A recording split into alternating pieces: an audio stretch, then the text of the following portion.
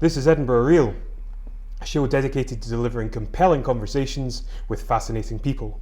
I'm Elliot Reeves, and I'm joined by my co-host Craig Ali, who is founder of Total Health, one of the UK's leading health and wellbeing organisations committed to helping individuals, world-class athletes and corporations build health and performance. Today's guest is Josh Quigley. Josh, in 2014 you founded SharkDog, a digital brand specialist which helps entrepreneurs and organisations greatly improve their online presence, and in recognition of your work you're awarded Forth Valley Chamber Young Entrepreneur of the Year 2015. After surviving a suicide attempt in May 2015, you're now embarking on an around-the-world cycle under the guise of the Tartan Explorer to raise awareness of suicide prevention and mental health. A great cause. Josh, it's absolutely great to have you here. Welcome to Edinburgh Real. Thanks for having me. No problem at all. It's a pleasure. So if we could start, as we often do, talking a bit about your background, where you grew up, what you were like growing up until the point that I suppose you left school. Yeah, so I grew up in Livingston in a little place called Deans, and what it was like growing up, I think like a lot of boys, we were just a wee shit basically. I was, to be honest, that's what it was like. I was always into my football, played for a team, but a majority of the time it was just up the local town centre, just kicking a ball against shop windows, all that sort of stuff. And then when I got into high school, it was more, gave up the football, and it was more the alcohol and the girls that took up most of my spare time. So yeah, growing up as a wee bit of a troublemaker, definitely in school as well. And then I obviously left school and went off to university. Okay, so were you kind of academic growing up, would you say? No, definitely not. No. The first thing I would say about school is that I always knew how good I was, but I was never an academic. So I've always been very entrepreneurial. And my first business, I say business very loosely, when I was 14 I used to sell cans of iron brew to my mates in school. One of the sort of classic entrepreneur story, but I did actually do that as well. And I think if you look now with the Tartan Explorer, back selling cans of iron brew, everything I've done is pretty Scottish. I'm incredibly passionate about Scotland, so wasn't academic, but always knew I had good ability and that I would do some good things when I was left school. But in terms of the studying and the academic side, it was just never for me, really. So you saying you were quite aware of your confidence for your entrepreneurship early on? I always knew from maybe like 9 or 10 year old that I was an entrepreneur. Right. I've always knew that I thought differently, and I knew that I was never going to just go and I was working for myself and having my own business was always my dream. I never really knew what I was going to do, but I knew I would definitely be an entrepreneur. I think it's more of a mindset, and the way even the things I set up and selling the cans of juice to my friends, that's an example of that. And then I also was on a sort of competition in my senior year of high school, where there's a competition with all the local schools in the area to come up with a business idea, market it and sell it and pitch it, and we won the regional competition in my local area in West Lothian, ended up going on to the national finals, and we won that as well, and I was the manager of that team. So at that age I was like, I just knew I had it basically in terms of being in business. I loved the hustle basically, I loved the drive, I loved the energy that comes with that. And when all my friends who were in the team, we were all meant to be going off to university, but we'd won it and we came up with this really cool idea. And when we got back after winning the competition, I was on the phone to like suppliers and manufacturers trying to get it actually done. And I was like, we're not going to go for this. And everybody's like, no, we're going to university. But I really wanted to go for it, so because it's always who I've been. And we just decided to leave it. And I never had an idea for the business at the time. So like a lot of people, I just thought, just go to university. That's what I was going to do, yeah. Mm-hmm. And so what did you study when you went to university? When I went to university for the first time, I was studying business management. Okay. So I went to Napier University studying business and dropped out the first year after about 9 months. I was working part-time doing sales, and I was pretty good at it, and I was making making good money on the side, and wasn't really enjoying university. Never moved out, never came and done the whole student experience, living in the flat, meeting all the people. It was just driving through, doing my classes, then going home. So I never really made many friends at university. It was really just I was going there just to get the degree. So I wasn't really enjoying it. So because I was working and making a bit of money, I thought, you know what, I'm going to drop out and just work full time doing sales. Done that for 2 years, door sales, direct selling, made decent money, but quickly realised at about 19 or 20 that I wasn't motivated by money, which I think's amazing. I'm really glad that happened, because I think people go 20, 30, 40 years being motivated by money, and then they have that moment where they realise, you know what, I want to do something that I'm actually interested in. So for me, I had that moment very early, which I'm glad So decided, what am I going to do in my life? Business, entrepreneurship, what I'm still passionate about. Again, never had an idea for a business. Thought I'll go back to university and finish my degree. So I went to college, Stevenson College, done a fast track course for about a year and a half, which allowed me to go into my third year university. So this time I decided to study marketing instead. That was something I decided, what was it? I think maybe the first time I was just studying a bit of a broad subject, just business in general. I thought, what is the bit I'm most interested in, and maybe enjoy uni a bit more. So I decided to go and do a marketing degree. Went back into the third year there, and that was when I went back to university for the second time. Right, okay. Because I've read various articles about you. There's this growing, kind of thing about you in the media as well, and it said that you were a window cleaner. So how did you end up doing that? So whilst I was at university, college and university, so I quit the sales job to go back to university and college, and whilst I was doing that, I needed some way to earn money. So I was working as a window cleaner part-time, about 3 days a week, and uni the other 2. And when I actually started Shark Dog, I was actually a window cleaner, which was interesting. So in the third year of your marketing degree at Napier, everybody does a work placement where you go for 6 months, work for a business. So there's about 300 students in the course, and you're lucky if there's about 50 placements. So when I'm applying for them, it was Josh Quigley, college, marketing degree, third year, window cleaner. Imagine I'm not getting the placement because on paper, why would you want to hire a window cleaner? And there's all these other students are going for it, and they've maybe done internships or they've done more relevant work experience. So I never got it, and I got my back up at that a wee bit, because I knew how good I was, and if I had got a chance, I'd really be able to prove it. So sort of the poor man's placement, as they call it at university, is I think called the Live Project. Instead of working for a business, you basically just do a project for them, a real business, a research project for a few months, and then that's what you do instead of a placement. And I thought, you know what, because I really wanted to get an opportunity, I thought I'm going to go over and above what I'm expected to do on this assignment to get a chance, and that's what I've done. I worked way more than I should have, put in a lot more work, and off the back of that, the company I was working for, the man who was running it, said to me, I've been really impressed with you, Josh, would you be interested in working part-time for me while you're still at uni? So I thought, brilliant, that's what I wanted by going over and above what I was meant to do. Again, went over and above what I was meant to do, working part-time, basically worked full-time, and that led to me being offered a summer internship over the summer. So I got what I set out to do basically, and that was, as I spoke about earlier, that was Russell Dalgleish of Exalta Capital Partners, and it was from meeting Russell that I really was brought into the Edinburgh ecosystem of entrepreneurs basically. So I worked for Russell for about 2 or 3 months during the summer, from about May until July, and the type of work I was doing was social media, digital marketing for other businesses. Russell was a management consultant, had quite a few businesses that he worked for, and I was just doing projects for them, and basically was managing all their social media. Got to about 5 businesses where I was managing all their social media on a daily basis. I had like my own little portfolio of clients, and as I said, always been entrepreneurial. I mean, Russell sort of came up with the idea, what about starting this business that offered this service that we were doing for the clients, but to other people. So we went ahead with it, and Russell went over to the States, and I was just left back in the UK to work on this idea that the business that we was going to start.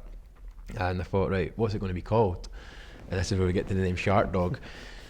I don't actually know how I came up with the name Shark Dog. It was just a random. It's when you're trying to get a domain name for a business, you're basically sitting on the domain checker, make sure you can get the .com and the .co.uk. And I remember sitting on George Street with Russell. It was during the festival, and it was a nice sunny day, and we're sitting just underneath the castle outside one of the, I think it's maybe Tiger Lily, and I was like, Russell, I'm really struggling to come up with a name in this. And he said, what you need to do is just get 2 random letters, try and pull them together and get something. So I'm thinking that I wanted to do shark. I like sharks. I've always liked sharks, and I want shark in it. So like blue shark, red shark, but the domains for that are all taken. I thought, what about putting 2 words together? And I went Shark Dog. And this is when I was walking home to the train station in Moan. As soon as I said it, I was like, that's it. And on the journey, 15-minute walk for the train back to my house, I just went Shark Dog, Shark Dog, Shark Dog. Just repeated over and over. By the time I got to my house, it just sounded really weird, but I knew that was it. So that's how we came up with the name. But off the back of that, although it was a completely random name, we did actually build a really cool brand story behind it. So I went to get the logo designed, and I says to them, I'd like it to be black and red. I'm not too sure how it should look, but black and red, and come up with something, see what you've got. And they came back, and it came up with black and red logo. It said Shark Dog, but in it, the shark, there was a bit that was separate, like the paw was separate, but the words were together. And I thought, so they're 2 separate entities. I thought there's the shark in one hand and there's a dog. And we managed to build out these really fascinating brand stories around the shark and the dog. And to give you a really quick version of the story went that there was a shark who was a predator in the business world. He was so deadly, he could get any client he wanted, but he was really bad at keeping his clients, so that was a problem for his business. And there was a dog on the other hand. The dog was the friendliest guy in the world, could keep all his clients, but he couldn't get any new ones. And in this weird shark dog world, I was friends with both the shark and the dog separately, and the shark was pouring his heart out to me over a pint one night in the pub and said, what am I going to do? And I said, leave it with me and I'll have a think. Then I met the dog, and the dog told me the same problem, and I thought, put the shark and the dog together. The shark hunts down the customers, the dog keeps them loyal. It's a match made in animal heaven. So that was it. Wrote that story up, put it on the website, launched it, and just because of the name, the uniqueness of it, it just grew like crazy in Edinburgh. It was just, I knew that as a 21-year-old guy in Edinburgh who's no experience at all, launching a social media or digital marketing agency, there's tons of people out there doing that already. I had to do something to make me stand out. And through the brand and the name, that's what we've done. I want to basically say to people, if that's what I can do for my marketing, what can I do for yours? I could see that as a great mini commercial. You know, if it got into TV, you could see that. So that was it, and we just launched it, and I basically went to every networking thing possible, and was on social media like crazy, and just managed to start picking up clients. And at this time, I'm still actually a student, and I'm just on my summer holidays. And then it came to September, and it was time to go back for my 4th year. And I was sitting in RBS's headquarters in the co-working space, had a member of staff, had an ever-growing range of clients, and I was just like, there's no way I'm going back. This is that business that I say I always wanted. I now had it, and I had no reason to be at university, so with no hesitation at all, I just dropped out of university. Wow, it's brave, it's ballsy. Yeah. So when was that then? That was the summer of 2014. Dropped out of university September 2014, and then basically ran Shark Dog from between September 2014 until September 2015. Okay. So between September 2014 and April time 2015, about that 6-7 months, that was just crazy growth for Shark Dog as a brand in Edinburgh. It was just really took Edinburgh by storm because of my ability to go out there and tell people about it. Yeah. We eventually got our own office. We managed to grow the team to about 5 of us in total, and I was starting to deliver presentations and doing public speaking on it, and it was just doing really well. And then March 2015, I won the award for Young Entrepreneur of the Year. So everything was going really well up until that point. Yeah. Yeah, definitely.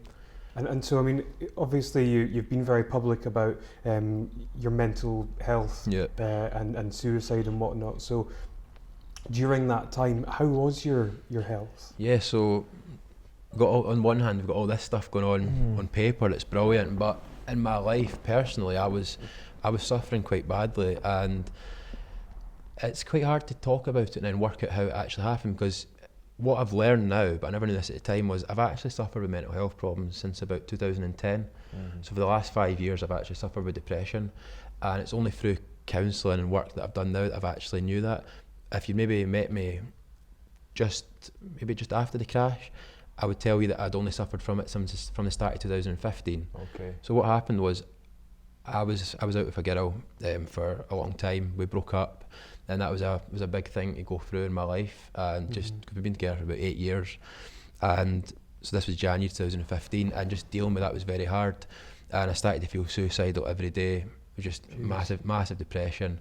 And so basically, in the last 5 years, for 2010, it's basically been at the weekend when I'd been under the influence of alcohol, I'd had suicidal thoughts. Would wake up the next day, think nothing of it. And it was nothing I thought was a concern. Now it's only through the counselling I actually learned that, but I never actually knew that until I started asking people around me. But I completely blanked off my mind. I thought it only happened when I went through that event in my life. So that was what basically was going on. And so alongside all the success Shark Dog was apparently having, behind the scenes I was struggling quite badly. And I think the best way to describe it in terms of how it felt, everybody's seen the film The Wizard of Oz. It starts in black and white and then goes into colour. Sort of the reverse of that. Your life's just in colour, everything's great, you've got a good social life, you've got good friends, you've got a business that you love, and then just out of the blue, all the colour sucked out of it, and there was days where I just couldn't even get out of bed to go and do Shark Dog. And you've seen how I just spoke about Shark Dog there. I do get quite passionate about it, and I was more passionate about it probably when I was running it. and I couldn't even get out of bed to go and do that. You just lose all interest for. Do you think part of the intensity of what you're putting into Shark Dog burnt you out, tipped you over the edge a wee bit? I think yeah, it's definitely there was a lot of factors, but Shark Dog was definitely one of them, because as well as we were as a brand, we were growing and we were seen to be doing really well. Financially, we were an early stage startup, and for me, I had a number every month that I had to earn just to keep the doors open, just to pay the staff, and that's not even paying me. And so I was struggling at times financially as well, to just get the whole thing off the ground, because rather than just all the clients that we had, I could have done all the work and earned quite a good salary, but I was trying to think more longer term and invested in staff to get some systems in place so I could actually take myself out of the business and try and grow it. So it was really hard for me financially, and I think that was definitely a factor running alongside all the other things that was going on. Yeah. So you won the Young Entrepreneur of the Year award in, it would have been March 15th. End of March, yeah. And so I mean, did you have a chance to kind of celebrate? Did you enjoy that? Oh yeah, definitely, yeah. Definitely celebrated that night. Now I'm a marketer at heart, and I milked the hell out of that, and I still do actually.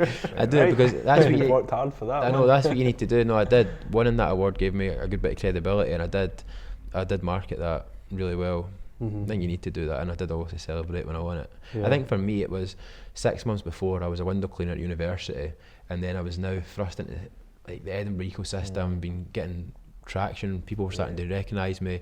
I was at the award ceremony, and it was just great. Seems to me though, like winning that award, even though 6 months before your window cleaner, it didn't seem like it would have been much of a surprise to you, because it seems like you knew you had that ability, or was that a big surprise to you? No, it wasn't a big surprise. It was just great to be thrust into that, but I always knew I could do it. Yeah. So it was never a surprise. It was like, oh, I never knew I could win this. I think me as a person, I think I've always been quite confident in my abilities, and sometimes in Scotland, especially in Scotland, I mean, people don't like that. Yeah. I've always said to people that we need to be more American, and I don't Yeah, like saying that because I'm so passionate about Scotland.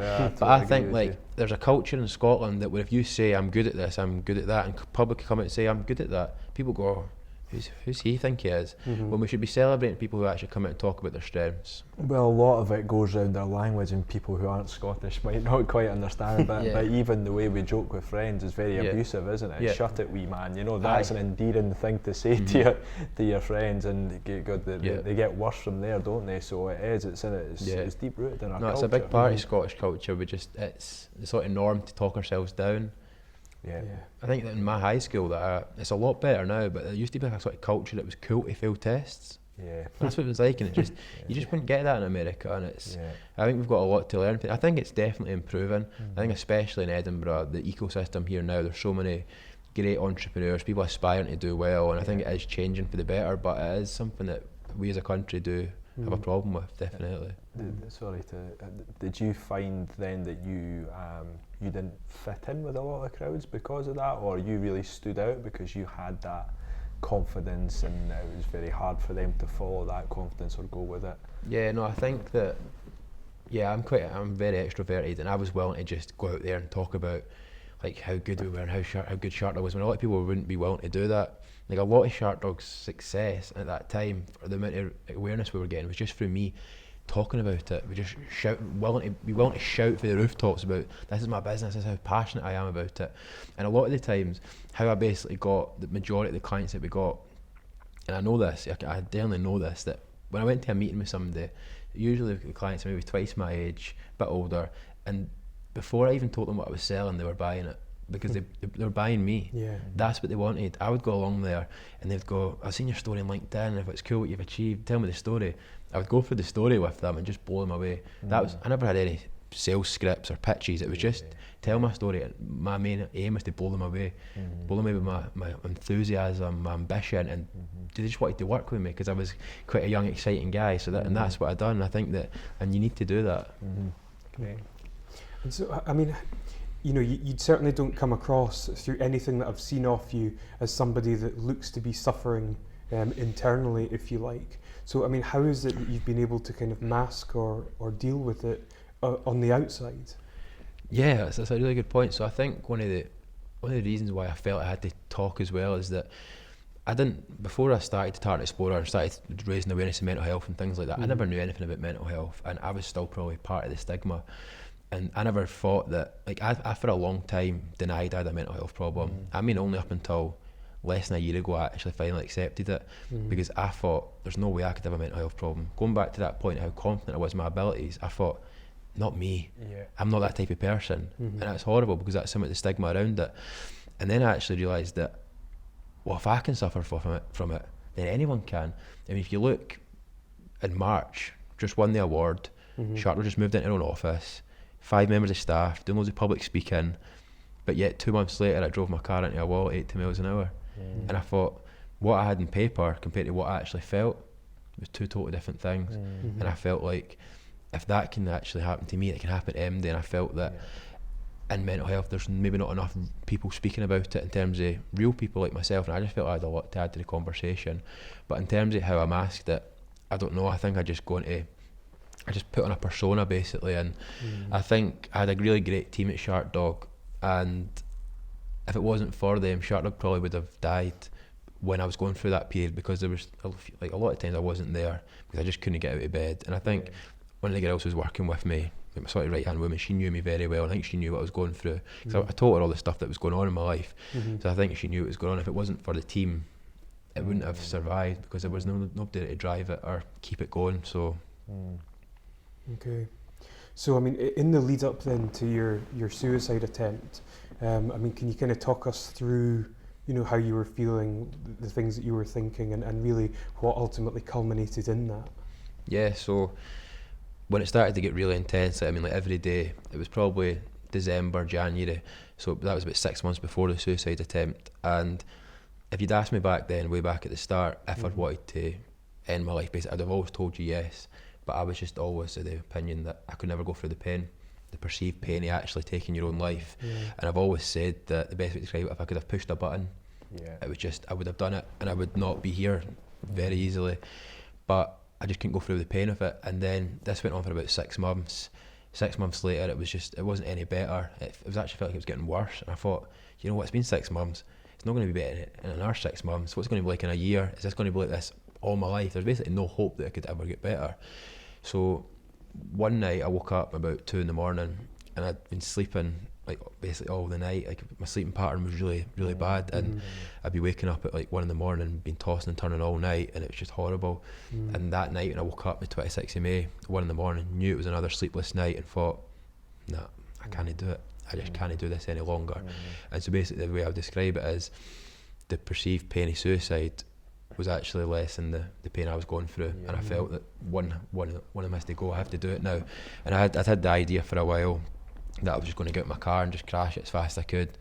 That's what I done. I just got up, put my clothes on with no hesitation, just jumped in the car, went a wee drive, knew exactly what I was going to do, turned round the roundabout, came back the same road that I drove home thousands of times over the years, but that night I wasn't planning on going home. And it's actually scary looking back now, given how good I feel a lot of the time, that the state of mind I was in that final 30 seconds, I can remember it very well, and it wasn't scary. I wasn't hesitating at all. It was liberating. It was like, this is it. The pain's going to be over. And back then I thought I wanted to die. I never wanted to die. I just wanted to end the pain. That was it. I just feel like there was never going to be any hope. And I hit the barrier with no hesitation, and then woke up in hospital the next day. And had you suffered any injuries or? No, that was a bit for me that made me realise that it had happened for a reason. Mentally I was very ill, but physically I had no injuries at all. No cuts, scratches, bruises. I was actually up walking the next day and just walking about, and the testing, they were doing testing because they thought there must be some sort of internal damage, and they said there's actually nothing wrong with you at all. I remember at this point I wasn't spiritual, I wasn't religious at all. Walked along to the chapel in the hospital, sat in there and just thought to myself, Josh, you've been given a second chance. You honestly need to make the most of that. I wrote a wee note in the book. I don't know what it said because it was a different, weird time mentally for me, and I'm going to go back actually on the anniversary and read it, because I know it was basically quite a motivational thing that you need to take. You need to grab life now and make the most of it. And it was just in that realisation that something special had happened actually. And the way I look at that night now is the greatest night of my life. It's got to be. You've got to look at that in a positive way, because you can't look at things negative. I mean, if you look at what I've managed to do now after that, I've turned the most negative events into the most positive one. I think that's what I try to help others with as well. Just, there's nothing in your life you can't be grateful enough about. Yes. Just to track you back a wee bit, first of all, I think what you're doing for raising awareness of mental health is exceptional, and I think it's necessary, and I also think it's necessary that young men are doing this. So I think, you know, well done for taking the kind of step and being a leader in that as well. And just at that point where you kind of where you decided that I was going to do this, was there no kind of reaching out to people? Was there nothing that was kind of making you pull back or hesitate in that? And what advice would you give to people who are thinking those thoughts, who are trying to want to get rid of that pain? No, not at all. I think the problem for me at the time was, obviously I said I went through a breakup. The situation with my family wasn't the greatest, not really that close to anybody, and I just felt really lonely and isolated. And the way I felt was that, and this was wrong, I felt that if I wasn't here, nobody's life would be affected day to day. If I wasn't here, it wouldn't bother MD. And I felt like I had no purpose to be here. That was it, and that it would never get better. So that's why I'd done it. Now, since I've done that, and through my work with the Tartan Explorer, thousands of people following it and saying I'm an inspiration for them, I've now got a purpose. And see, I've made a promise now to myself that no matter how low or how dark times get again, I would never ever attempt suicide. Because for me, I've got thousands of people following this who are looking up to me. I'm the ambassador for mental health. If I was to go and take my life, what message would that send to other people? So for me, I've got my purpose now. Absolutely. And that's what I say to everybody else: find a purpose, find a reason to be here. A lot of people, when it comes to mental health, their reason is their kids. They wouldn't ever take their life because of their kids. So some people say that's their purpose. I never had kids. I was just a young guy. I felt like I had nobody. But now having that purpose, and that's the centre of everything that I do, that's the reason why I got up in the morning. And keeping that in line with who you are, that is what helps massively. It's hard. I don't have any advice on how you find that. We all need to go on our own journeys to find that. But for me, that event was definitely how I found my purpose. And what I would say to anybody is that don't try and do that hoping that it makes you find your purpose, because not everybody's going to be. 9 out of 10 people would die after that. I was the lucky one. So So how long was it after the event that the idea for the Tartan Explorer was conceived? It was actually, so the crash was at the end of May. It wasn't until September.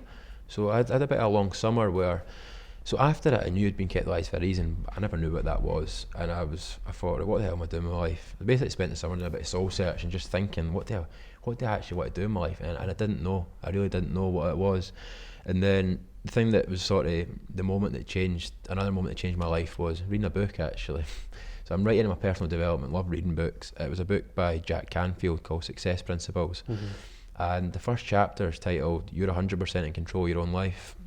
And for me, that chapter it was just like a kick up the arse that I felt that I needed. That I felt like I had this second chance, but I wasn't doing anything with it. I was still going back to all the things that I was doing, all the drinking, and just not even, I wasn't given, at one hand I was saying I had a second chance, but I wasn't doing anything with it. And the thing that Jack talks about in that book is a little formula called E plus R equals O. So the event plus your reaction equals the outcome. So basically we've all got these events that happen to in our lives. It could be a breakup, it could be somebody dying, it could be losing your job, it could be having depression. But it's your response to those things that determines the outcome. And that for me, that's what I needed to hear. And I realised that fair enough, I've had all these events in my life that are quite bad and negative. But if I continue to respond in a negative way by self-medicating with alcohol, then my outcome's always going to be the same. And I thought I really need to get a grip of my life. And then reading more of that book, it was like, you can basically have anything you want. What is your dream life? What do you want to do? And I just sat down and thought, you know what do I want? And at this time, I was 22, all the problems that I'd had, I thought, you know what, I want to see the world. That was it. I thought, well, a lot of people at 22 just think they want to find their shit. It's so cliche, but it's so true. I wanted to find myself. I wanted to find out what it was all about, because in the environment I was in Livingston, in Scotland, I was just so disillusioned, and I thought I need to go and find out what it's all about. And I decided I want to go and travel, but being an entrepreneur, being somebody who wants to, I didn't want to go like lie on a beach for a year or something like that. I wanted to build something. And with the social media, the passion and the interest in social media and digital marketing, I thought, what could I go around the world, sort of video blogging or creating a community around something? And I thought, right, what am I passionate about? And this is when it gets like quite mental. I thought, what am I passionate about? And I thought the only thing I could think I was really passionate about is Scotland. madly passionate about this country. I think it's the best wee country in the world. Honestly, I do. I love it. I really love it. And I thought, why don't I go around the world in a big mad campaign to raise awareness, not raise awareness, to promote Scotland. So I thought, saltire morph suit, kitted out in that, I'll travel around the world in that, putting Scotland in the map, video blogging it, getting people, all the Scots around the world to put me up and all that sort of stuff, and that was it. And I thought, that's what I'm going to do. And I was like, wow, this is crazy. It was a really exciting week where I thought, I'm just living life in my terms now. I'm going to grab life, but I'm going to grab it and just use this second chance. And then I was out running one night, and this is probably the third significant moment that really changed my life. I can remember the exact blade of grass that I was standing on when I was running, and I was thinking, why am I doing this? And I thought, basically, for myself, but also how do I explain this? How do I tell all my business community, my friends, my family, everybody that knows me, that I'm giving up Shark Dog, which is doing really well on paper, to go around the world in a morph suit? How do you explain that? It's a hard sell. How do you explain that? And my why was that I was in a car crash, had a second chance, and decided I wanted to just grab life. Yeah. And I thought, but Josh, that's a lie. It's not a car crash. It's a suicide attempt. Yeah. And I thought, that was it. Mm-hmm. That was the reason. That was why I was kept alive. I was to go around the world telling my story and to raise awareness of mental health and suicide prevention. And the rest of that run, it was just, my head was just an absolute whirlwind. It just, oh my God, what have I came across? Could be like one of the greatest things ever. And I went home and emailed my auntie, who I sort of tell everything. And I was like, bear with me, but listen to this idea, what you think? And she was like, Josh, I think it's absolutely amazing. But are you ready? Are you ready to tell the world what happened? And one of my biggest problems is, I come up with all these big amazing ideas, and then it comes to doing them and it's like, oh, do I need to actually do that now? And that's what happened. And I thought, I think I am ready for it. I just felt like I was. And then, so I started working on this idea of the Tartan Explorer. This was in September. And then I got a bit of a setback, which was really hard to take. I got a letter through the door from the Crown Prosecution Service. Said to me, you're going to be getting charged with dangerous driving, a criminal charge. Jeez. When it happened, I had my driver licence removed to the DVLA, which I agreed with 100%. I shouldn't be driving if that's how I feel. I'm a danger to other drivers. But then that really got my back up, because I think at that point, Scotland as a country, as an establishment, had a decision to either punish me or support me. And I think they punished me. And I think if you look at the money it was spent on the court, the lawyers, legal aid, processing the case, that money could have been taken aside and put into my recovery session. I mean, we've known what it's like waiting times for therapy and mental health support. That could have been used for that, and I just felt fundamentally that was wrong. And any doubts I had about launching it and taking on the world in terms of mental health and beating the stigma, they were gone, because I thought, that's it, I need to do it now. I massively need to do it. And as you know, I'm an extrovert. I'm quite confident. I wasn't scared about going up to court and doing that. I actually turned it into a bit of a PR thing for the Tartan Explorer about what I was doing, just to talk about what I was trying to achieve. But I think there's a lot of people, I'd probably say majority of people who suffer with depression and mental health problems, at the thought, just the sheer thought of having to go up into a courtroom in front of 100 people, have your story read out, and then actually charged, and it be in your local paper, I think that could have killed somebody. It really could have. And I think they were just lucky that it was somebody who was willing to do it, or was actually physically able to do it. A lot of people, that would have pushed them over the edge. And I just think that was wrong. And that's when I knew I need to do this. Something that I've not mentioned as well, another reason for doing it, was in January that year, when I said when it all became really intense. I went to the doctors to think, I felt like I was losing my mind. It was like, this is so intense, I need to get help. And it was on the way to work, so I was obviously dressed in the suit before I went to Shark Dog. Went in, I told them straight up exactly what was wrong, what the events were, how I was feeling, what I felt the support I needed was. And I think that day I was positively discriminated. They basically said to me, Josh, that we don't think you've got a mental health problem because some of my mental health problems struggle to come in here and speak as intelligently and articulately as you did. Jeez. And I said, no, you need to listen to me. I've got a serious problem. They said, Josh, we don't think you have. You're dressed smart, you've got a business that's doing well. And I felt, honestly, I went home and I was angry, and I got another one, went back to see another one, and I was told I need to wait 9 months to see a specialist, or 7 months for psychotherapy. And if you think about it, 5 months later, I was almost dead. So that factor and the court thing, just in terms of the support, the establishment, the way we treat people with mental health, things need to change. That to me felt like, you know what, I need to put my voice to this. Wow. So then I went ahead with it and managed to get everything done, and then the 2nd of November recorded the video, put it out there, and as much as I said I was ready to do it, I was sitting that morning with a laptop up, the video uploaded into Facebook. It's about a 5-minute long video, just telling this is my name, this is what happened, very honest, this is what I'm going to do. And it's interesting with the sort of analogy of the button, when I talk about if I could push the button, now it was like pushing the button for this going live, and I thought, you can't take that back. And you think about my sort of reputation at the time, young business guy, forget all the stuff that I was going on internally. Outside, I was a young guy doing well, just won the award, business seemed to do well, and I was now telling the world that I actually suffer with depression, tried to take my own life. That could have potentially backfired for me, in the fact with the stigma around it, people maybe stop working with me, just all that sort of stuff that comes associated with it. And I pushed the button. Pushed the button, it went live, and within about 5 or 10 minutes I knew it was the best thing I'd ever done. And video went viral, seen about 100,000 times. People from all over the world were getting in touch, and that's when my life just changed forever. So at that point, I thought what I was doing was going around the world raising awareness of mental health, which I was, but I never realised the main thing I was doing was actually inspiring people. So I got a message that changed everything about 3 days after I'd done it. It said, "Josh, I can't believe I'm writing this to a complete stranger. I'm in hospital just now, I've been suffering with mental health. I've got a suicide note written. I'm planning how to end my life this week. I've just came on Facebook and watched your video, decided to actually get help and support instead. Wow. Basically, thanks for saving my life." And I was like, I remember just sitting reading it like, wow, that having that impact in somebody else's life just through telling my story. And I thought, wow, I'm really, as an entrepreneur, I feel like I'm in the business of saving lives now. Do you know what I mean? That's how it felt. It felt great. I felt like I'm actually making a positive impact in society. Since then, there's been another 7 like that.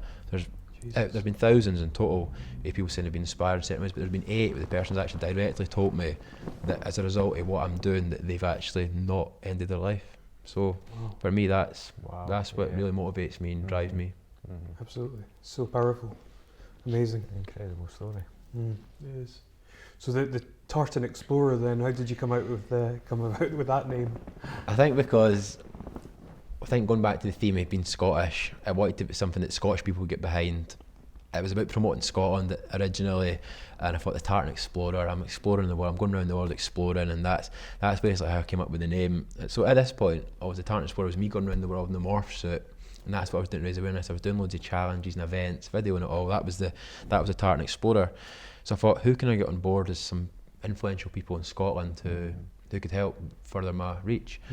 Sir Chris Hoy being probably the most notable one. He's an ambassador for mental health, and he's incredibly inspiring Scottish guy. I heard he was speaking in Edinburgh at the Scottish Business, the Festival of the Business Awards, the day George Clooney was there. So I went along. At this point, there was loads of media attention. I was on the front page of the Scotsman, so I went along with the Scotsman under my arm. Thought, 1,000 people there, I thought I'll grab 5 minutes with Sir Chris Hoy. I'm really ambitious. So I'm sitting in the audience, and I don't know about you, but I know who Sir Chris Hoy is obviously, but I never heard his story.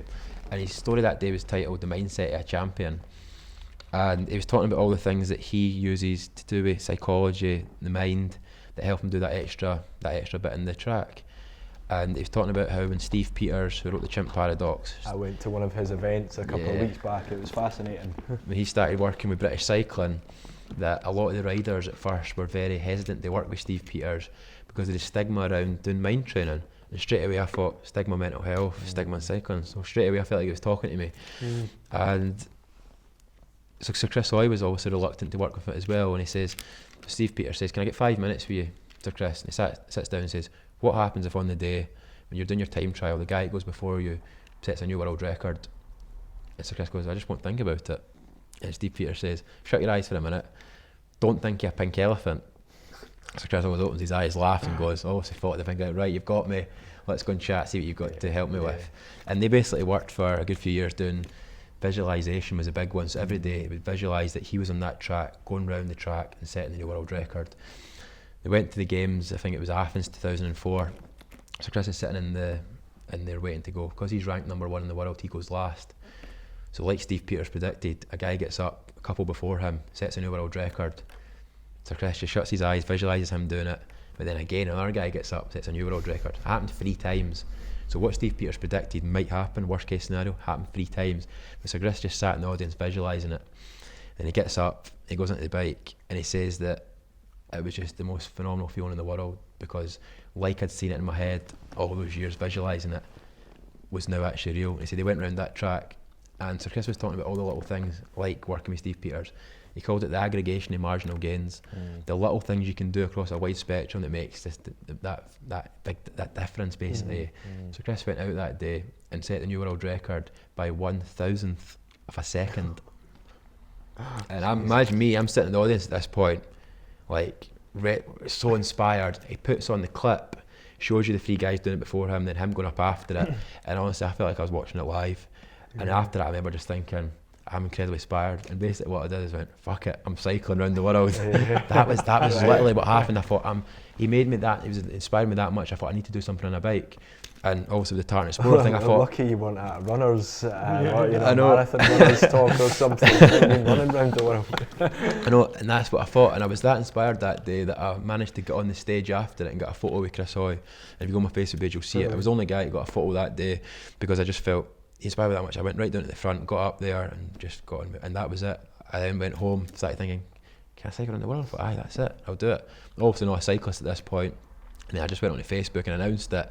And then that was it. I was now cycling around the world. Because what I thought was, well, is going on to that theme of inspiring people, I thought I was getting a buzz for the messages, the inspiration. I thought, how can I continue inspiring people?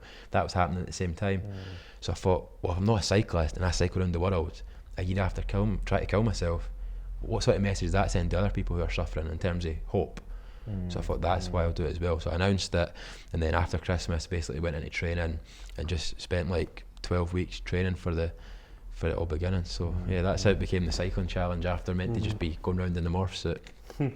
Before that, you were using a lot of fitness and training and kind of health practices, or weren't you, to help manage your kind of mental health situation and everything? Yeah, definitely. I remember we done that session in the gym, just all the breathing techniques and stuff, and I was finding that was something that was, at this point, I was a lot better. I know I was talking about the drinking and stuff during the summer. At this point, I was kind of giving it up to a certain extent. I was going quite a few weeks without it, and then doing that and exercise and the meditation and the reading, it was really helping me and getting me into a really good place. So I found for me the exercise and all that sort of stuff just helped so much.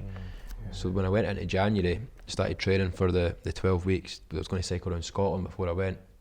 And another thing I should add probably on that as well, one of the reasons for cycling as well was because I knew I was getting banned for driving, I'd planned on doing a tour around Scotland first to raise awareness of the world one, and I thought, well, how am I going to do that without a car? So I was always in my mind, how can I do it? And then with Sir Chris as well, I thought, oh, I'll cycle, and then thought, so actually what happened, I said I'll cycle around Scotland, and then I thought, well, if I'm doing that, I'm setting a bit of precedent. So that's how it actually happened. But so then started training really intensive from January, cut all the alcohol, was training every day, was really in the zone. Like I was, for about 5 or 6 weeks, I was just literally smashing it, everything. Tartan Explorer was bringing on sponsors, we were reaching so many more people, everything I wanted to do, my goals and stuff were all being met. And actually, I told myself for a while that I felt that my mental health problems were just down to the drinking. I started to believe that, and then I went for 5 or 6 weeks feeling brilliant, no down days at all, and I thought, you know what, I was right, it was because of drinking. Then in the middle of February, sober for 6 weeks, just crashed. One of the worst ever.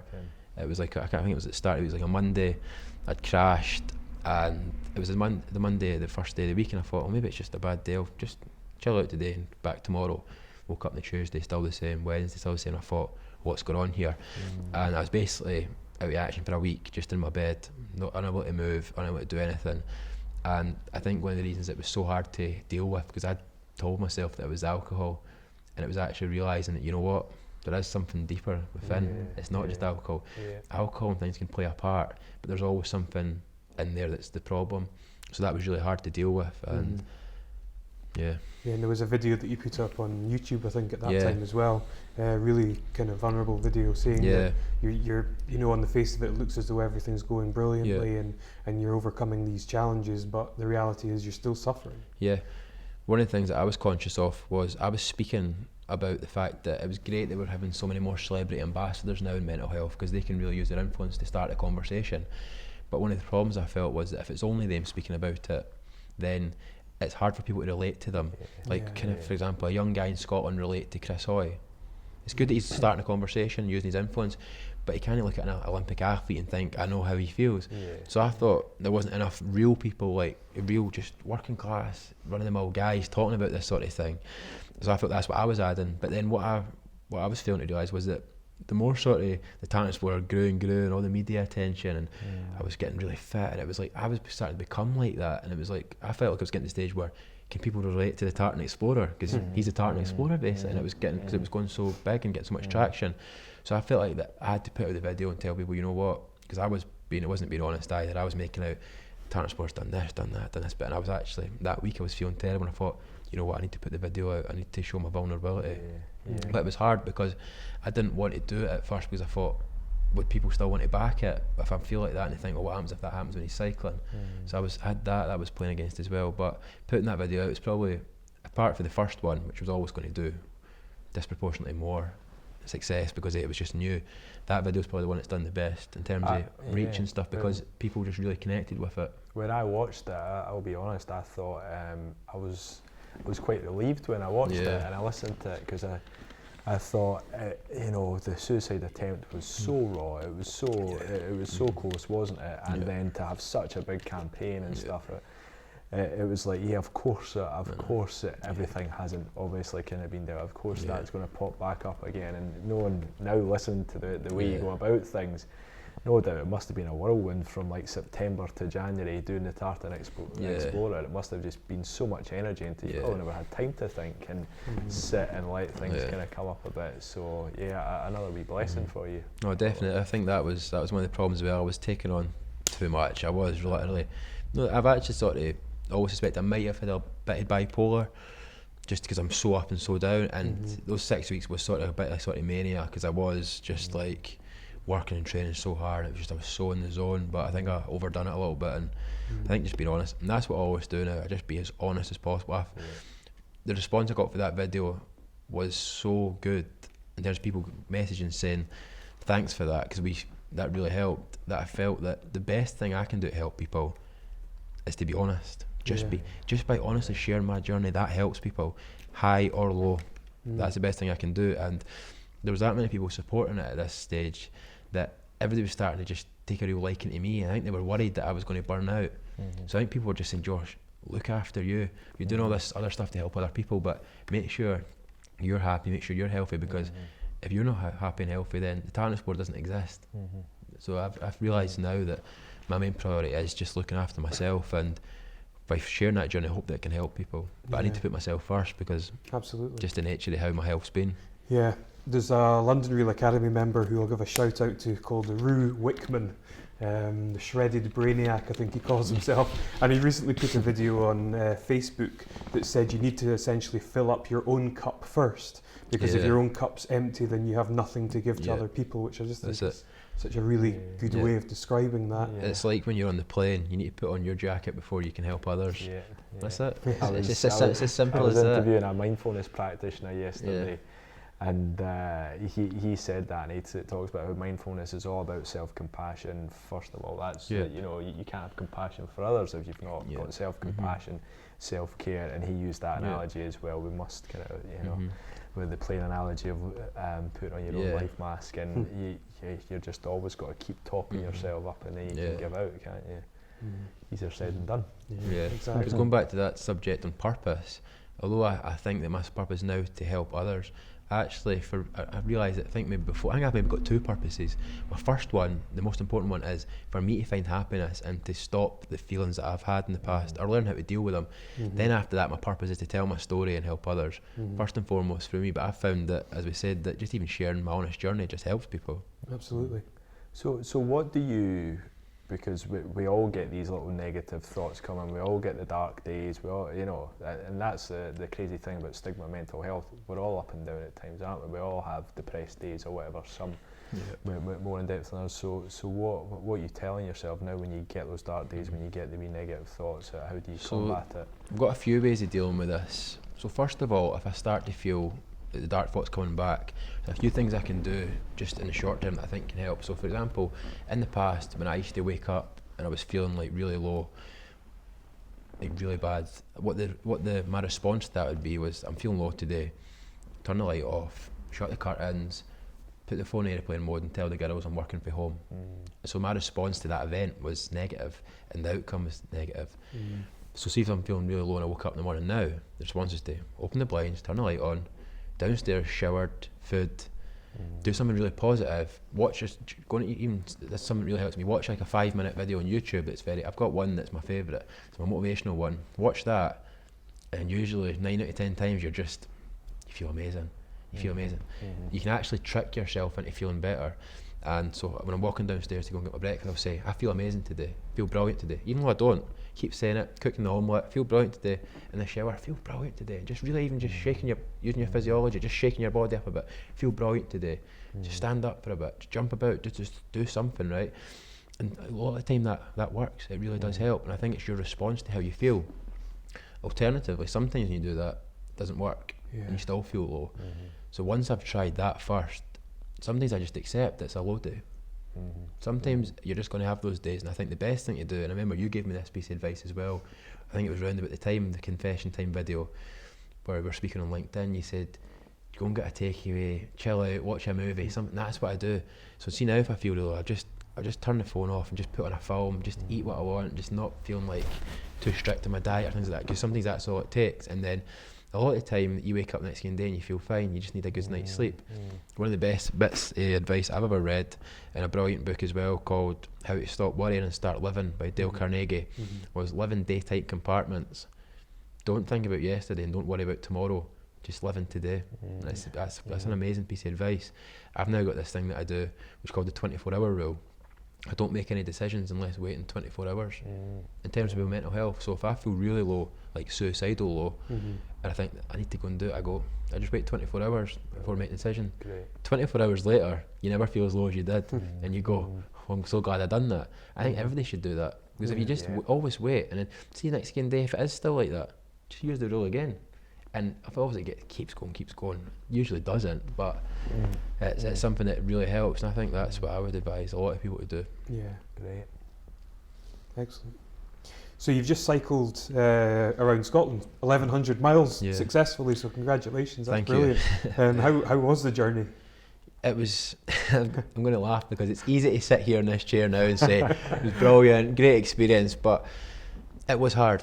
It was very tough, mentally, physically, emotionally, everything. It was very, very tough. But as an experience, best experience of my life, and really just got me excited for what I'm about to do around the world.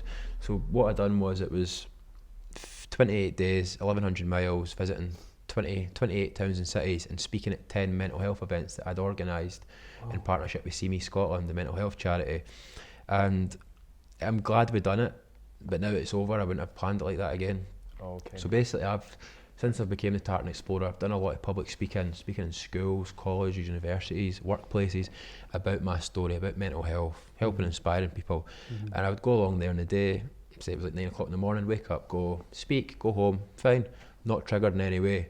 But during the tour, I was triggered big time with the talks, because I think the best way to describe it is, when I do the talks normally, I've not exerted any physical energy. I just go along and exert a lot mentally, but I've not given everything. See, when you've been cycling for 6 hours a day, 6 hours a day, 60, 70 miles, tough cycling, then to come off the bike straight away and go into a stage and talk about how you tried to kill yourself and mental health and all that's very hard.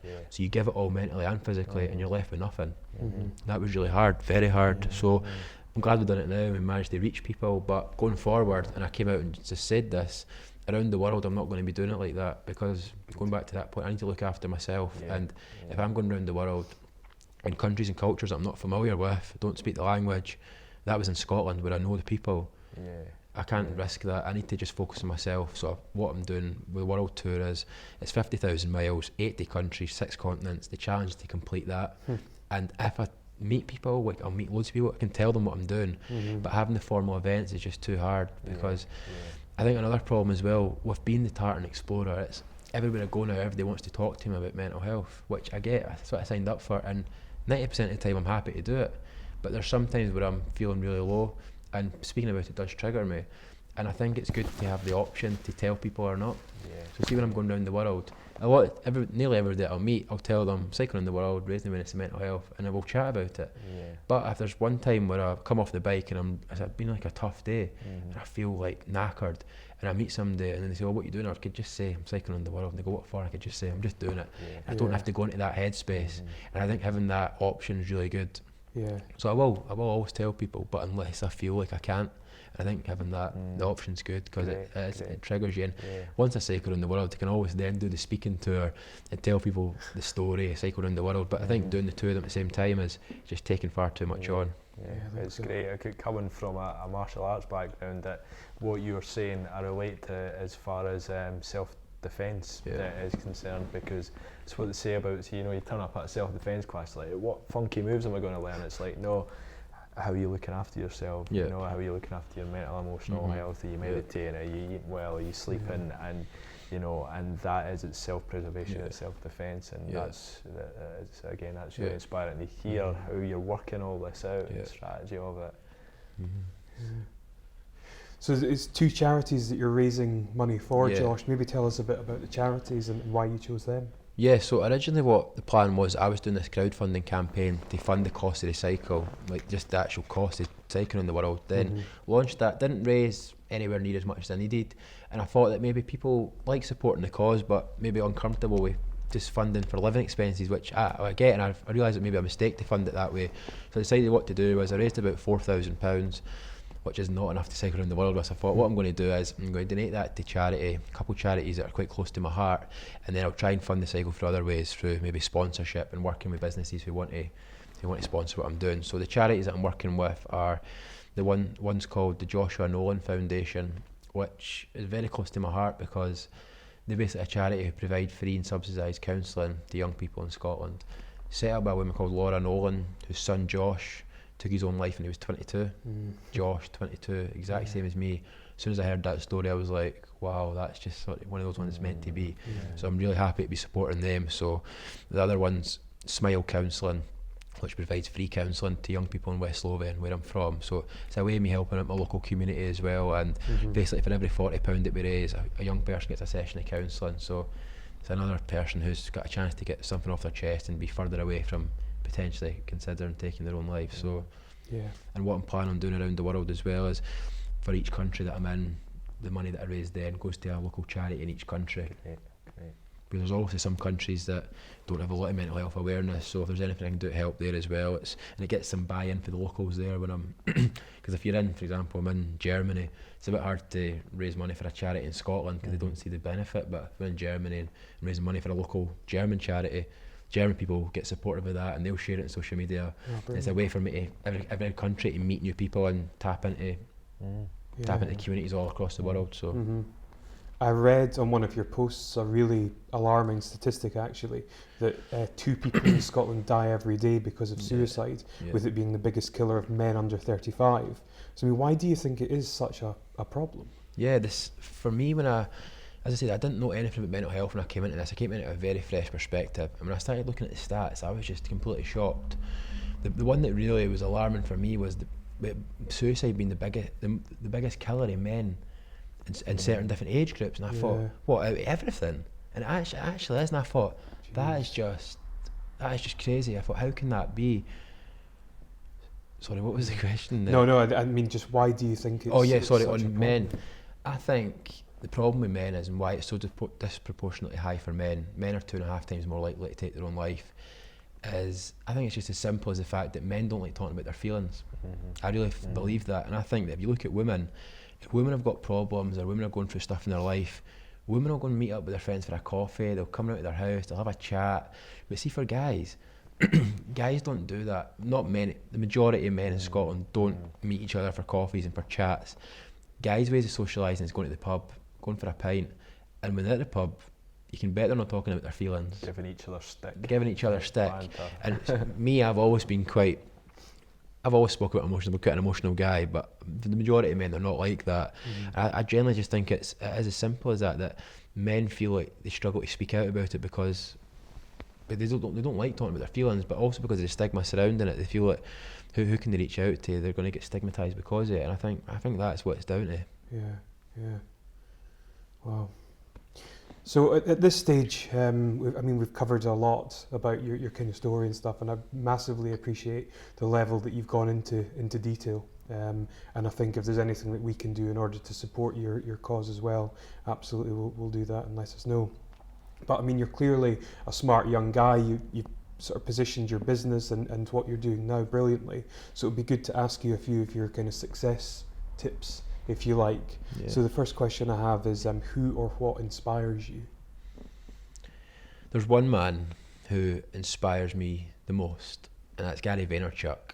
And anybody, like I literally, that guy's had more influence in my life than anybody in the world. Really? He's just so inspiring. So as a person, he's incredibly inspiring.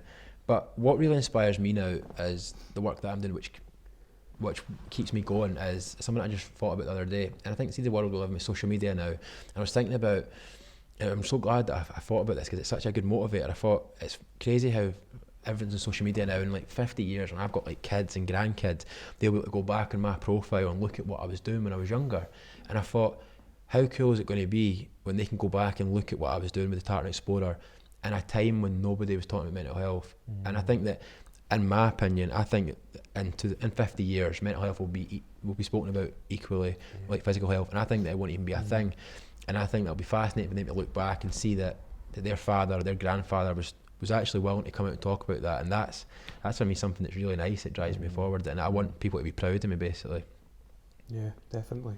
So some of your positive habits, I mean, obviously you seem to read a lot. Yeah. What are some of your favourite books? Oh, favourite books. The Chimp Paradox. Okay. Brilliant. The one that really changed my life was Success Principles by Jack Canfield. Yeah. Also, How to Win Friends and Influence People. Yeah, that's a great book. Great book. Tony Robbins, Awaken the Giant. Yeah. That was great. Yeah. I think in terms of success tips, success is a really interesting word for me. Very recently, obviously, because success has probably been the biggest problem I've had in my life, where I'm always striving to be successful, and I put crazy, you wouldn't even believe the pressure I put myself under to be successful in the past. And it was that drive and desire that sometimes really pushed me over the edge. And I always wanted to be successful, and what is success? I've realised that success is just what other people think of you. I think now, and I learned this cycling around Scotland, that for me success is happiness. I look at somebody successful now if they're truly happy. It doesn't matter if you're the CEO of a company that you built up and it's turning over £2 billion. If that makes you happy, great, I'd say you're successful. But also, if you work in a job, if you love working with your hands and you build sheds and fences and you love working with wood and you're really happy doing that and that's what you love doing, then I'd also say they were successful. Yeah. So for me, we define what success is now, not what other people think of us. And that's been a bit of a revelation for me, because I've always strived to have the good job, to appear to be having money, it's all that stuff. Now I've realised I just want to be happy. I don't care if that comes with the fancy job title or the office or the status. It's about being happy. I think that's by far the most important thing. And I think that the world we live in now, it's just, there's no excuse not to do something you love. The thing that baffles me the most about the world, and I think it's changing, is that 99% of people go somewhere every day where they don't want to be, to earn money, to spend at the weekend, to relax from the stress that they have during the week, to pay into the pension, to retire from the stressful life they've had. It's just so backwards, and I really don't get it. I think in the day of social media, you can do anything you want. You really can be or do anything you want, and I think that millennials, like my generation, were really challenging that. And I don't think it will be a thing in 50, 100 years. It really is changing. But there's just so many people, they just go somewhere and do jobs they don't like just for money. And I think it's just back to front, the whole system. Yeah. People are connecting to purpose more though, aren't they? Like you're saying about the millennial generation. That is what they're looking for, like purpose in their job, purpose in their life. But how do people find purpose? You know, it's hard when you're busy and you're given that track, which is the school, university, job. You know, it's still very hard to find yourself and find your purpose. Like I really believe now that even after just touring around my own country for 4 weeks, the experience that I really believe that everybody in their early 20s, once they finish high school or uni, should travel the world for at least a year and find out what it's all about. I think that would Imagine everybody was like forced to do that as like national service. Honestly, because it just opens your eyes to actually the things that we moan and complain about in this country, and you realise what we've actually got and how lucky we are. I mean, do you know how lucky we are to have the opportunity to be born in Britain and have even a British passport? And for some people, it's just they would do anything for that, and yet we moan and complain about the jobs we've got here when we could actually do whatever we want. I think it's just you pick what you're passionate about now and follow it. It's so it's not. I'm not saying it's easy. It takes hard work, but it's easy to make the choice. We can all make the choice to follow our dreams. And I know it's quite cliche now, everybody's saying it, but there's no excuse not to work in a job you don't like. Definitely. So in terms of your current goals then, what are the main things that you're looking to achieve? It's interesting that because I recently deleted all of my goals. Okay. I've been big on all the personal development and having all these goals, routines, everything I do each day because I was trying to be successful, and I got rid of them all now, and there's only one goal: it's to cycle around the world. That's it. Because that was actually putting too much pressure on myself, having to do like measuring and tracking everything. I thought, you know what? I'm 23. I'm about to cycle around the world. I'm just going to have fun, take it easy, enjoy it. I think we don't enjoy life enough. We really don't. You need to experience it. You're only 23 once, and I think that one day, once I maybe get the sort of travelling bit out of my system and all that thing, I think I probably will knuckle down and achieve all the stuff that I always wanted to. But for now, for me, it's just enjoying being in my 20s. But the great thing is that I get to actually travel the world, see the world, whilst doing something socially beneficial to society. Like I was thinking about this yesterday in terms of another thing I think is massively important is gratitude. Thinking about things that make you grateful. And for me, that's what keeps me going as well now, because I couldn't think of anything more I want in my life right now. I'm getting to see the world, I'm getting to build a community, I'm getting to help people, I'm getting to positive impact society. What more could I actually want? There's nothing I want more in my life just now. So I'm incredibly grateful for that. And on that point of gratitude, I never mentioned this earlier, a little tip that I used on the Scottish tour was, I think everybody can find something they like to be grateful about. Even if, see, every day before you go to bed or when you wake up, just even in the mirror, don't need to do it in the mirror, whatever you want to do it, say 3 things you're grateful for that day or that you're grateful for in your life. And I was talking about this recently, and somebody said that they had nothing to be grateful for, and I challenged that. Everybody's got something to be grateful for. For me, it's just being alive. It doesn't matter what's going on in my life. I could maybe raise no money, or I could maybe get no sponsors, but I'm still alive and I'm here. That sounds so simple for most of us, doesn't simple, it? But with your story, very simple. It hits home. It really hits home. And I spoke with somebody who said that, well, you don't know what I've been through in my life. I've lost so many family members over the last 2 years, like 15 people. And I said, see, if that was me, I'd flip that on its head, and I'd be grateful that I was a special one. In a family where everybody's dying, and I'm the only one, I would actually I'd make that like I'm special, I'm the only one that's here. And when I was on the Scottish tour, what I would do if I was feeling really low is basically 2,000 times a day, 1,000 to 2,002 times a day, I come within a metre of dying every time a car flies past me. To see every time a car flies past me, I go, I'm still here, I'm alive. It's simple wee things like that. And I go, it was just a wee game I was playing with myself one day. I was feeling like crap, and every time a car flew past, I go, oh, I'm still here, great. And I'm like, oh, there's another one coming, oh, I'm still here. Just wee things like that you can just use, and it's just, there's no secret to life, there's no secret to happiness. There's just loads of tiny wee things you can do. If you do them all at the same time, then that's when you get big results. One of my favourite quotes is, don't sweat the small stuff, but remember, it's all small stuff. That's it. There's no big thing that you do, one secret. It's just all wee things. Going back to that point with Sir Chris Hoy, the aggregation of marginal gains, just do loads of tiny wee things across a big spectrum, and you'll start to notice the results. Excellent. So the last, I suppose, scripted question that I have for you is, what is the best piece of advice you've ever received? You can be or do anything you want, by far. And that was working with a man called Alan Bonner, who was an investor in Shark Dog and my mentor, he's still my mentor now. And he basically, when I started working together, he said, he made me do an exercise where I wrote down 30 things I wanted to be, do and have. And it was only for doing all that. If I would never had that piece of advice, I would never have started the Tartan Explorer, because I never thought in my wildest dreams that I could come up with this thing that let me go around the world and see things, and I never thought that was possible. I never thought I could have all of that. And he basically told me, you can be or do anything you want. We all can. We literally can. I think that's the best bit of advice I've ever had. And I think maybe not a bit of advice I never got, but I sort of learned would definitely be, don't follow money. Never. I learned very early, don't follow money. But what is money at the end of the day? It really, you need to have a certain level of it, but it's really more important to just do something you love. Yeah. So True. True. Yeah, so go for it. You can have anything you want. Excellent. Excellent. Brilliant. That's been absolutely fascinating, Josh, I have to say. I felt like I was getting in my zone. Don't want to stop.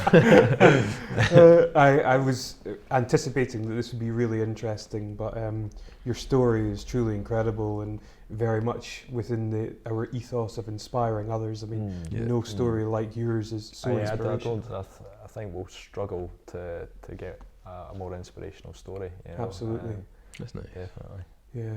And I mean, it is almost like a miracle or divine intervention that you've been given this other chance. But what you're doing with it, I think, is absolutely incredible. Yeah. So kudos to you. No, thank you. And that's what I always say to people as well. Like, it is a great story, but I'm not even out of the woods yet. I'm not. Like Monday, I couldn't get out of my bed. Tuesday, I was doing public speaking to a group of college students, and like I was doing here, I got really excited and passionate, and I was blowing them all away, and they were all sending me messages after it. I've been really inspired, and I said that to them in the talk. Yesterday, I couldn't get out of my bed. I mean, even now. As inspiring as I can be, I still struggle big time, and that's what I try to be honest with people, because if I on one hand be inspiring, but I can also show the real side of me, I think people really relate to that. We're all human, aren't we? We're all human, and you know, you are an inspirational speaker. It inspired us, just you know, sit in the room with you, stuff as well. But like you say, we all have our down days, so it's great for people to hear that. It's brilliant. Absolutely, brilliant, Josh. It's been an absolute pleasure. Thank you for having me. I'll have to come back in 4 years once you've done your come, cycle and come back. No, Definitely. See how it went. Maybe the beard will be down to there by then. Brilliant. Thank you. Good stuff. Right. No, thanks a lot. No problem. Cheers, Josh. Thanks.